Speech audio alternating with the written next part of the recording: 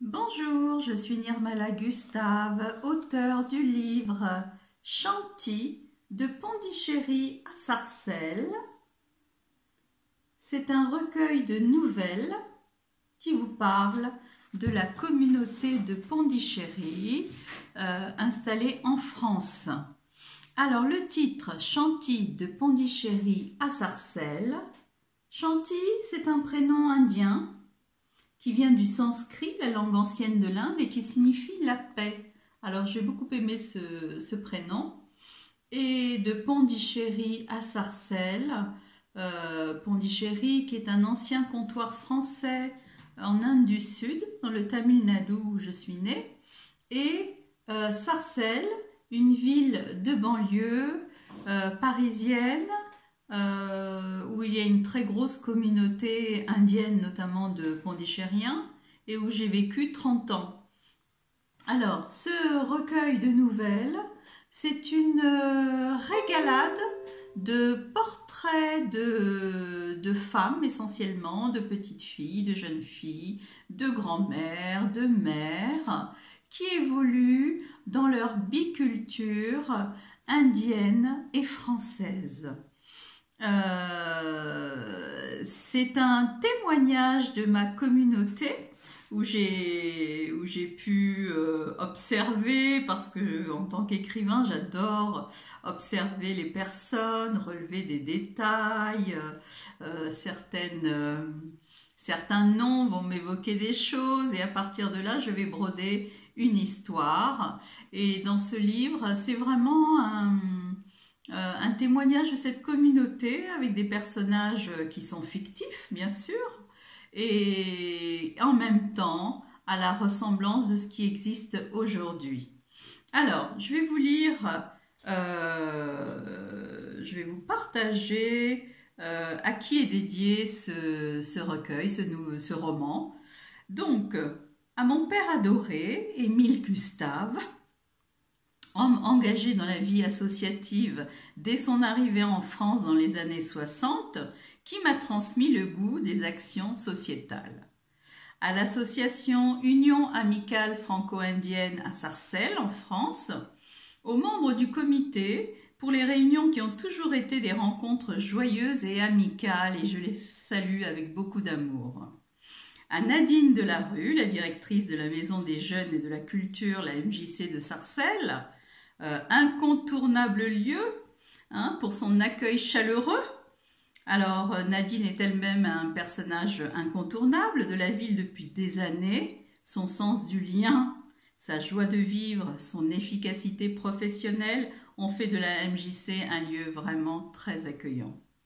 À mon cousin Ashok, qui a semé la joie durant sa courte vie, et puis à mes complices de la vie associative franco-indienne, Nathalie Apavou, Corinne Cordier, Porcel Vitibours, Lakshmi Dutt, Marie-Jo Filatrio, René Samuel, vraiment mes complices dans la vie associative avec qui on a partagé beaucoup d'événements chaleureux qui réunissaient les différentes générations.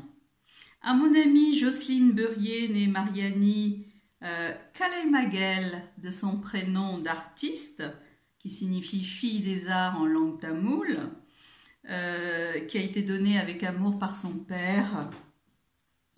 Jocelyne et moi, nous avons collaboré à de nombreux projets. Elle peignait de magnifiques mandalas et elle a quitté ce monde assez tôt. À Otis, Valentin Émile Primoguet, mon trésor de petit-fils, je t'offre un témoignage de ton histoire familiale et de ton patrimoine culturel. À tous les Sarcellois et Pondichéryens. Alors, de quoi nous parle ce recueil?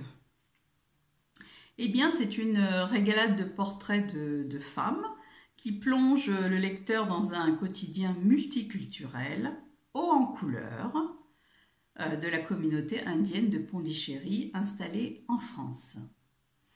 Alors, le fil conducteur, parce qu'il y a un filigrane, un fil d'Ariane, eh bien, c'est que Chanty va faire un mariage arrangé. Et ça, c'est juste impensable, c'est juste un tourment pour Agnès et Camélia, qui œuvrent au sein d'une association culturelle franco-indienne. Et donc tout au long du livre, on va suivre cette histoire de Shanti qui reste un mystère pour se terminer d'une façon assez stupéfiante. Alors, les portraits de ces héroïnes, eh bien, il y a Sundari qui va choisir son plus beau sari. Et chaque sari est un souvenir d'un événement. Et elle se rend à des fiançailles et elle présente son mari à sa petite communauté. Et puis il y a aussi Janine Aka. Alors Aka, ça signifie grande sœur. Et elle n'arrive pas à passer son permis. Elle se désespère, mais elle est encouragée par son petit frère qui la soutient, contrairement à son mari. Et dans ces circonstances, Aka, eh bien, elle essaye de garder confiance en elle. Et puis, on rencontre la petite Caroline, qui est une véritable furie. Elle vient d'avoir ses premières menstruations et elle refuse net la fête de puberté. Elle n'en veut pas de cette fête qu'elle trouve barbare. Donc, elle s'enferme dans sa chambre et elle a décidé qu'elle allait mourir de faim. Tant pis pour ses parents, ils l'adorent, elle s'en fout.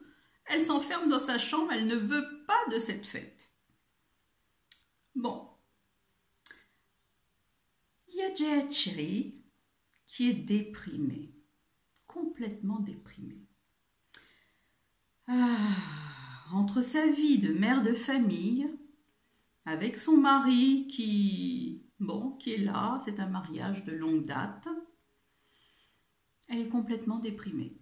Heureusement, il y a une pointe d'espoir avec sa belle-fille beurre, Mélanie, qui est un amour de femme, qui la regarde, qui la comprend et qui lui pose des questions sur des recettes de cuisine, sur sa vie d'autrefois.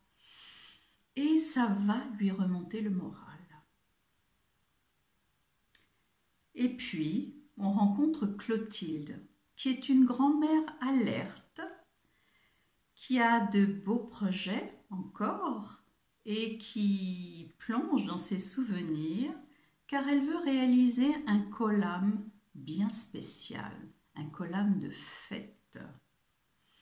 Alors le kolam, c'est un art créatif qui amène les énergies bienveillantes des planètes au point central de la maison pour les habitants de la maison, pour rayonner de bonnes énergies bienveillantes pour la prospérité, pour la guérison, pour l'amour. Et puis voilà venir Joël. Bon chic, bon genre. Elle a une addiction, Joël. Et elle s'y adonne en cachette à l'insu de tous. Elle décide quand même lors d'une soirée branchée de sortir, pourquoi pas, de flirter, de rencontrer quelqu'un. Bon, rien ne se passe comme elle veut. En plus, elle parle pas tamoul, alors là, c'est un désastre. Donc, tant pis, elle sympathise avec Isabelle, qui, comme elle ne parle pas tamoul, n'est jamais allée au lycée français de Pondichéry, et malgré tout, elles sont indiennes et françaises, et elles deviennent les meilleures amies du monde. Enfin, il y a Cécile, jeune lycéenne pleine de fougue, qui découvre la vie et qui veut absolument faire l'amour. Évidemment, c'est interdit. Évidemment, elle est surveillée par ses parents et sa mère. Elle en a ras-le-bol de sa mère. Bon, alors, que fait-elle, Cécile? Elle y va ou quoi? Bon, vous découvrirez la suite. Et puis pour clôturer, il y a la petite Brenda, petite fille qui arrive dans son pavalasaté, dans sa belle tenue indienne, et qui se perd dans les rues de Sarcelles parce que toutes les rues ont des noms d'oiseaux ou de fleurs, tout se ressemble, donc elle est au village de Sarcelles, elle est perdue, et elle tombe sur Wally le Malien. Et au début, eh bien, elle veut pas du tout être aidée par lui. Elle voit arriver un grand gaillard là comme ça, bon, elle peut pas le suivre. Bon, finalement, elle n'a pas le choix et il lui vient en aide. Alors, les destins se croisent. Le fil d'Ariane, c'est évidemment Agnès et Camélia qui suivent attentivement les péripéties de Chantilly. Va-t-elle se marier, faire ce mariage arrangé ou quoi? Qu'est-ce qu'il y a d'autre comme possibilité? Eh bien, vous le découvrirez en lisant ce recueil de nouvelles, Chantilly de Pondichéry à Sarcelles. Vous le trouvez en e-book sur mon site nirmalagustave.com. Je vous souhaite une merveilleuse lecture. Donnez-moi vos avis, vos retours. J'en serai très heureuse à shakti@nirmalagustave.com. À bientôt!